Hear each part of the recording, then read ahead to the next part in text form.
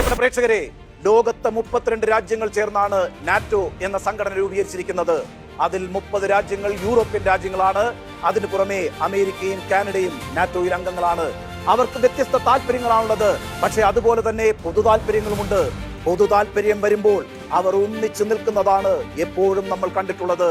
അതുപോലെ മധ്യേഷ്യയിൽ ഇതാ ഇപ്പോൾ നാറ്റോയ്ക്ക് സമാനമായി ഒരു സംഘടന രൂപീകരിക്കപ്പെട്ടിരിക്കുന്നു. ഇതാണെന്നേ പ്രതിരോധ വിദഗ്ധർ പറയുന്നത്. മിഡിൽ ഈസ്റ്റേൺ നാറ്റോ എന്നാണ് ഫസ്റ്റ് പോസ്റ്റ് മെക്ക സംയുക്ത പ്രഖ്യാപനത്തെ വിശേഷിപ്പിച്ചിരിക്കുന്നത്. നോക്കൂ, പ്രത്യക്ഷത്തിൽ തുർക്കി, സൗദി അറേബ്യ, പാകിസ്ഥാൻ സഖ്യം ഇറാനെയും ഇസ്രായേലിനെയും നിലയ്ക്ക് നിർത്താനുള്ള യോജിപ്പായിട്ടാണ് ലോകം കാണുന്നത്. അത് ശരിയാണെന്ന് തോന്നിപ്പിക്കുന്ന സാഹചര്യമാണ് ഇന്ന് ലോകത്തുള്ളത്.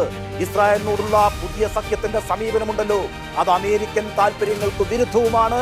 അതുകൊണ്ട് അമേരിക്കയെ സംബന്ധിച്ചും ഈ സഖ്യം തീർച്ചയായും ഒരു വെല്ലുവിളി തന്നെയാണ്. എന്നാൽ പാകിസ്ഥാന്റെ ലക്ഷ്യം മറ്റൊന്നാണ് കേട്ടോ.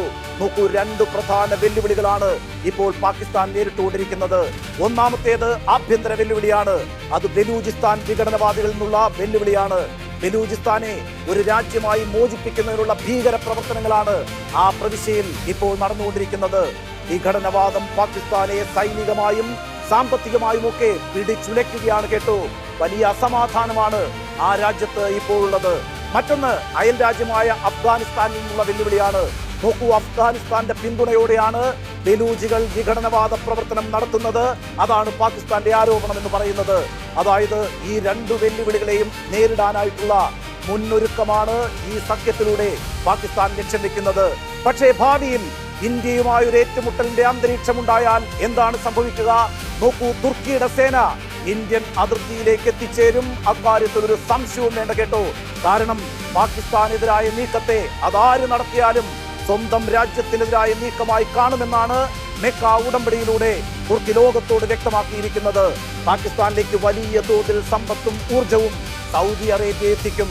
അതായത് മെക്ക ഉടമ്പടി വ്യക്തമാക്കുന്നത് ഇന്ത്യയിൽ പാകിസ്ഥാനുമായ ഒരു സംഘർഷത്തിലേക്ക് പോയാൽ നമ്മൾ മുന്നിൽ കാണേണ്ടത് ഈ മറ്റ് 2 രാജ്യങ്ങളെ കൂടിയാണ് എന്നർത്ഥം. അതൊരു ചെറിയ വെല്ലുവിളിയല്ല കേട്ടോ. പക്ഷേ പ്രിയപ്പെട്ട പ്രേക്ഷകരെ, ഇന്ത്യ 150 കോടി ജനങ്ങളുള്ള രാജ്യമാണ്.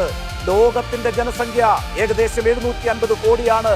അതായത് ലോകത്തെ ആകെ മനുഷ്യരിൽ 5-ൽ 1 ഇന്ത്യക്കാരനാണ്. ആ മനുഷ്യ ശക്തിയാണ് മറ്റെന്തിനേക്കാളും വലുത്.